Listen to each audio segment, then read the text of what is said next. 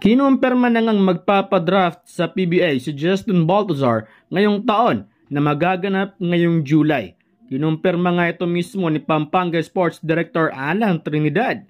Pinahintulutan ni Governor Delta Pineda si Baltazar na pumasok sa PBA. Well, walang duda na ang dahilan kung bakit nagpapadraft si Balti, ito'y dahil hawak ng Converge ang number 1 overall pick. Marami ang nagduda na baka bumaba ang output ni Baltazar sa PBA dahil matagal-tagal na nga itong hindi nagpapadraft sa PBA. Pero ayon sa kampo ni Balti, natulungan ni Baltazar ang Pampanga na magkampiyon sa MPBL. Pero kung bumaba ang stats niya sa PBA, ay problema na ng team yon.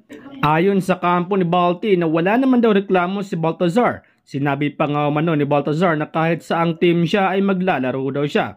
If ever na makuha si Balti ng Converge ay magandang pangdagdag ito para sa kupunan.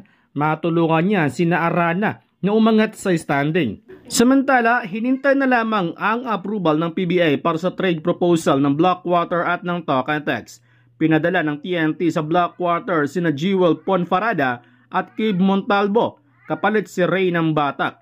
Matagal nang gustong kunin ng TNT si ng Batak dahil wala nga sa kanila si Mikey Williams. Well, speaking of Mikey Williams mga idol, ay wala pa rin malinaw na balita kung babalik pa nga ba si Mikey Williams sa PBA. Noong nakaraan ay inihayag ng kampo ni Williams na babalik siya kung babayaran siya ng halaga na nararapat sa talento niya. Pero ayon sa MVP Group ay may nakalaan ng magandang kontrata kay Williams basta bumalik siya sa Pinas ngayong July. Samantala, may mga kumalat na mga rumors na nagka-interest naman ang Converge dito kay former NBA player Montrezl Harrell. Sisikapin naman ng Converge na makuha si Harrell upang masustain nito ang pag-angat ng team. Well, if ever na makuha nila ang player na ito, abay palag-palag na talaga tapos samahan mo pa ng number 1 pick na si Baltazar. Sa ngayon ay wala pang komento ang kampo ni Montrezl Harrell kung papayag ba itong maglaro sa PBA para sa Governor's Cup.